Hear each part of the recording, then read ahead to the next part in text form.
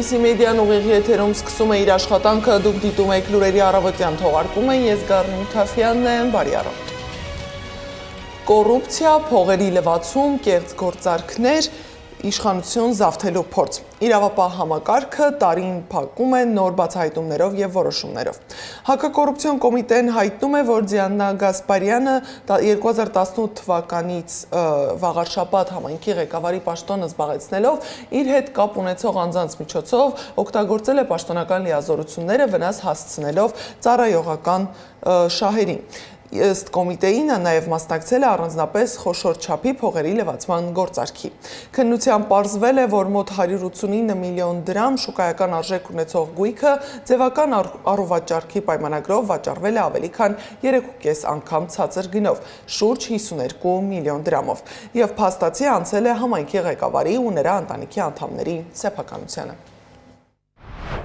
Վաղարշաբաթ համայնքի նախկին ղեկավարին, իր հետ փոխկապակցված անձանց, այդ թվում ամուսնուն եւ վերջինիս հորը, մեղադրանք է առաջադրել։ Նախկին համայնքապետի ամուսնուն մեղադրանք է ներկայացվել նաեւ առանձնապես խոշոր չափի գույքը չհայտարարագրելու համար։ Նախաքննությունն ավարտվել է։ Քրեական վարույթի նյութերը մեղադրականի եզրակացությամբ հանձնել են հսկող դատախազին, այն հաստատելու եւ դատարան ուղարկելու միջնորդությամբ։ Կենտրոն եւ Նոր Քմարաշ վարչական շրջանների ընդհանուր իրավասության դատարանը մեղավոր է ճանաչել ազգային ժողովի նախկին պատգամավոր Ռուբեն Հակոբյանին։ Հակոբյանի որդին Երևանի ավականում Մայր Հայաստան խմբակցության անդամ Սամվել Հակոբյանը գրել է, որպես պատիժ սահմանվել է տուգանք 2.700.000 դրամ, վճիռը կբողոքարկեն, բայց Հակոբյանը կմնա ազատության մեջ։ Հիշեցնեմ, որ նախկին պատգամավորին մեղադրում են իշխանությունը զավթելուն ուղղված հրապարակային կոչի համար։ Իսկ Սամվել Կարապետյանի պաշտպանների թիմը Վճռաբեկ դատարանի հակակոռուպցիոն պալատի համապատասխան կազմի դատավորների դեմ կարգապահական վարույթ հարուցելու կոնկրետ փաստերով հաղորդում է ներկայացրել, գրել է Արամ Վարդևանյանը։ Փաստաբանն այսօր ներկայացրել է Վճռաբեկ բողոքներ վերաքննիչ դատարանի դեկտեմբերի 11-ի որոշման դեմ։ Գալանավայրից հայտարարություն է տարածել Մկրտիչ եպիսկոպոսը։ Խիստ դատապարտել է դեկտեմբերի 18-ին իշխանական հովանավորչությամբ եւ 8 եպիսկոպոսների մասնակցությամբ կազմակերպված հավաքը։ Կատարվածը պարզապես անհամաձայնություն կամ ներեկեղեցական տարաձայնություն չէ, դա գիտակցված հարված էր մեր դարավոր հոգեվոր ինքնության բաբախող սրտին, փորձ խարխլելու այն հիմքը, որի վրա դարերով կանգուն է մնացել հայ ժողովուրդը, գրել է Մկրտիչ Սրբազանը։ Մայրը Թուր Սուրբ Էջմիածինը միայն քարե կառույց, հոգևոր եւ վարչական կենտրոն չէ, այն մեր հավատի կենթանի վեմն է, մեր հոգևոր ինքնության առանցքը, այն սրբավայրը, որի շուրջ համախմբված հայ ժողովուրդը դարեր շարունակ դիմակայել է բռնությանը, օտար լծին ու հավատաքանդ փորձություններին։ Այդ սրբության դեմ ձեռք բարձրացնելը ոչ թե քաջություն է, այլ հոգևոր ինքնասպանություն։ Անիրավության վրա հիմնված ցանկացած քայլ դատապարտված է փլուզման, իսկ այդ ճանապարհն ընտրածները պատմական խայտառակության։ Այս մարդիկ մոռացել կամ միտումնավոր ոտնահարել են այն իրողությունը, որ իրենք ոչ թե փողոցային ակտիվիստներ են եւ ոչ էլ իշխանական կամակատարներ, այլ Աստծո Սուրբ Խորանի առաջ հավատարմության երդում տված հոգեվորականներ, որոնց կոչումն է պահպանել եկեղեցու միասնությունը, այլ ոչ թե պառակտել այն։ Իդեպ Տեր Վրդանես Քահանա Բաղալյանին դուրս են գրել հիվանդանոցից, քահանան արդեն լավ է զգում իրեն։ Հիշեցնեմ, նրան վերջին օրերին 2 անգամ վիրահատել են եւ սրտին 5 ստենտ են տեղադրել։ Գործընկերս է զրուցել Տեր Վրդանեսի հետ։ Լսենք։ Այսօր ժամը 11-ի կողմերը դուրս են գրվել Էջմիածնի Մաստերմետ բժշկական կենտրոնից, որի անձնակազմից շատ շնորհակալ եմ, հոգատար, լավ, արհեստավար իրենց բժշկական միսիան կատարելու համար, հետո գնացի Մայրաթուր Սուրբ Էջմիածնին, փառք տվեցի Տիրոջը, որ առողջ եմ, ողջ եմ, համբուրեցի իջման Սուրբ Սեղանը, այնուհետև բարձրացել եմ բյուրականում կրթարանում, Խրիմյան հայրիկ կրթարանում ունենք այնտեղ երեխեք հետ հանդիպել եմ, որից հետո գնացել եմ բյուրականի Սուրբ Հովհաննես, այնուհետև վերադարձել եմ տուն, ես ինձ շատ լավ եմ զգում, անչափ շնորհակալ եմ Ռեհափառ Հայրապետից սկսած մինչև բոլոր այն անձանց, որոնց այս տաներ օրերին իմ համար աղոթում էին։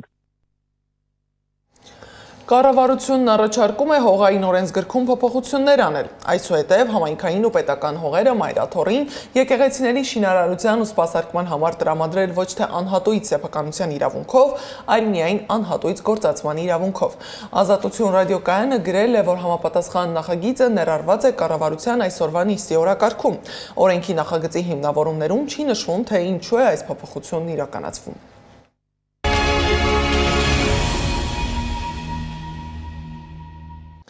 Ալիևն օկուպացված ակնայում էր, այժմ Հայաստանի և Ադրբեջանի միջև խաղաղության գործընթաց է ընթանում, հայտարարել է Ալիևն օկուպացված ակնայում ադրբեջանցիների հետ հանդիպման ժամանակ։ Բաքվի ղեկավարը առիթը բաց չի թողել ևս մեկ անգամ հիշեցնելու, որ խաղաղության պայմանագրի նախաձեռնողը Ադրբեջանն է, սակայն Ալիևը առանձնահատուկ շեշտել է պատժամիջոցների մասին, որոնք ըստ իրեն միջազգային հանրությունը պետք է կիրառեր Հայաստանի դեմ։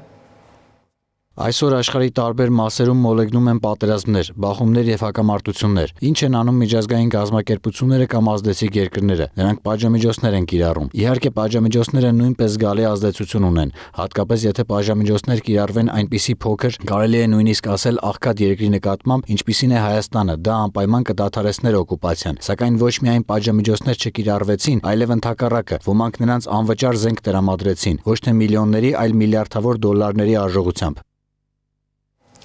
Արդեն մեկ օր է մեդիադաշտն ակտիվ քննարկում է ամերիկացի բարձրաստիճան պաշտոնյայի Հայաստան հավանական այցը։ Հանուն Հանրապետության կուսակցության նախագահն արդեն հայտարարել է, որ այդ պաշտոնյան ԱՄՆ փոխնախագահ Ջեյդի Վենսն է։ Հայաստանի արտգործնախարարության մամուլի քարտուղար Անի Բադալյանն ասել է, որ Հայաստան նախատեսվող բարձրաստիճան այցերի մասին նախարարությունը պատշաճ տեղեկացնում է։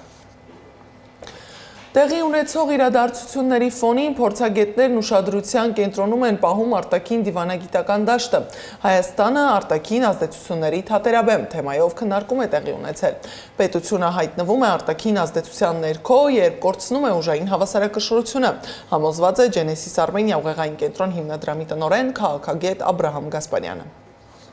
Տարածաշրջանում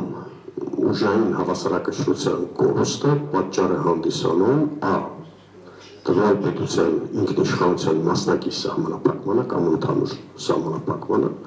որ եթե վերահսկողության չի ենթարկվեց բերում է ընդհանուր կոլապսի, ինչպես տեղի ունեցավ օրինակ Ուկրաինայում, Սիրիայում եւ նմանատիպ այլ կոնֆլիկտային երկրներում, սա առաջինը,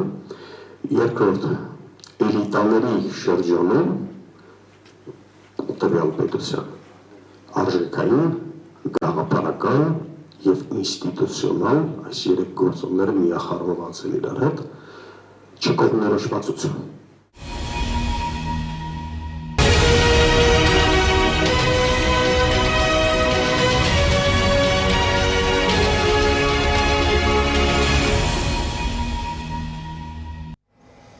Միջազգային լրահոսից Իսրայելի ռազմական օդանավերը դեկտեմբերի 24-ի առավոտյան ավիահարվածներ են հասցրել Լիբանանի Նաբատիե շրջանի Ան-Նամիրիա բնակավայրին։ Արձակելով մի քանի հրթիռ հայտնել է Լիբանանի ազգային լրատվական գործակալությունը։ Բացի այդ, իսրայելական ռազմական օդանավները հարվածել են Վադի Հումին բնակավայրին։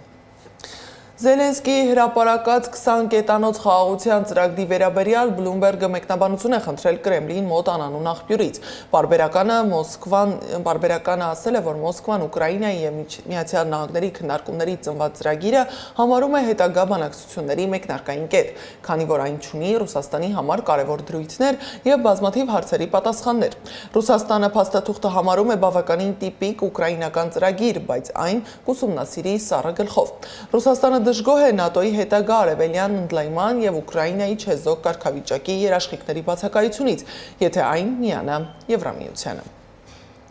ԱՄՆ արդարադատության նախարարությունը հրապարակել է սեռական շահագործման ու մանկապղծության համար մեղադրված ու դատապարտված ֆինանսիստ Ջեֆրի Էփշթեյնի գործի վերաբերյալ փաստաթղթերի ամենամեծ փաթեթը, գրել է BBC-ն։ Փաստաթղթերից շատերը պարունակում են գաղտնի տեղեկություններ, այդ թվում այն մարդկանց անունները, որոնք Միացյալ Նահանգների հետաքննությունների դաշնային բյուրոյի կարծիքով հնարավոր է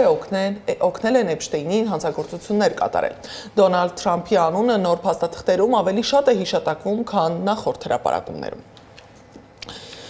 Երևանի կենտրոնում դեկտեմբերի 17-ից 23-ը օդում փոշու պարունակությունը գերազանցել է թույլատրելի կոնցենտրացիան, տեղեկացնում է հիդրոթերապևտաբանության և մոնիտորինգի կենտրոնը։ Կենտրոն վարչական շրջանում գրանցվել է փոշու նորմայից բարձր մակարդակ։ Եվ վերջում եղանակի մասին։ Հանրապետության տարածքում դեկտեմբերի 25-ն էլ առանց տեղումների կլինի, բայց արդեն դեկտեմբերի 26-ին, 27-ի գիշերը եւ կեսօրից հետո, 28-ին շրջանների մեծ մասում, 29-ից երեկը առանձին շրջաններում սպասվում են տեղումներ, լեռնային եւ նախալեռնային գոտում ձյան տեսքով։ Այս ժամի համար նախատեսել էինք այսքանը, շարունակեք հետևել մեզ YouTube-ում, Facebook-ում, Telegram-ում, WhatsApp-ում, Instagram-ում ու TikTok-ում կամ այցելեք մեր պաշտոնական կայք www.abcmedia.am։ Ես Գառնիկ Թավթյանն եմ, շնորհակալություն ուշադրության համար, կհանդիպենք ժամը 12-ին, մաղթում եմ արդյունավետ աշխատանքային օր։